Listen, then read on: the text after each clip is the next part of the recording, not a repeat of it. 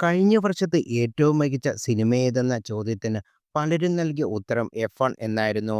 Joseph കൊസൻസ്കി സംവിധാനം ചെയ്ത ചിത്രം അക്ഷരാർത്ഥത്തിൽ ദൃശ്യവിസ്മയമായിരുന്നു. ബ്രാഡ് പിറ്റും ഡാംസൺ ഇന്ദ്രസും ഒന്നിച്ച ചിത്രം OTT റിലീസിന് ശേഷം സോഷ്യൽ മീഡിയയിൽ വലിയ ചർച്ചയായി മാറി. F1 മലയാളത്തിൽ റീമേക്ക് ഒരുങ്ങിയാൽ എങ്ങനെ ഉണ്ടാകുമെന്ന വീഡിയോ ആണ് സോഷ്യൽ മീഡിയയിൽ ചർച്ചയാകുന്നത്. മലയാളത്തിന്റെ സ്വന്തം മമ്മൂട്ടിയും യുവതാരങ്ങളും മുൻനിരയിൽ നിൽക്കുന്ന നസ്രിനുമാണ് വീഡിയോയിൽ പ്രത്യക്ഷപ്പെടുന്നത്. റേസിംഗ് സർക്യൂട്ടിലെ അതികായനായിട്ടാണ് മമ്മൂട്ടിയെ ചിത്രീകരിച്ചിരിക്കുന്നത്. മമ്മൂട്ടിയുടെ മകനായിട്ടാണ് നസ്രിൻ വീഡിയോയിൽ എത്തുന്നത്.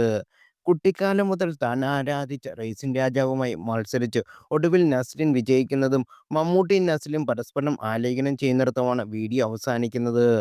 F1 run for the podium എന്ന സൗണ്ട് ട്രാക്കാണ് വീഡിയോയുടെ പശ്ചാത്തലത്തിൽ ഉപയോഗിച്ചിരിക്കുന്നത്.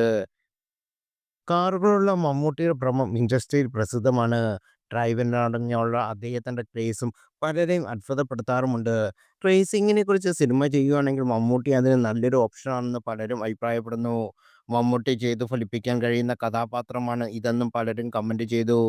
200 കോടിയുടെ പടം ഇങ്ങനെ റീലുണ്ടാക്കിയതിന്റെ പ്രധാന കമന്റ്, നസ്രിന് വേണ്ടി മമ്മൂട്ടിയുടെ കഥാപാത്രം മനഃപൂർവ്വം തോറ്റുകൊടുത്തതെന്ന് പറയുന്ന തരത്തിലായിരുന്നു ക്ലൈമാക്സ് എന്നും പിന്നീട് മാറ്റിയതാണെന്നും പറയുന്നു.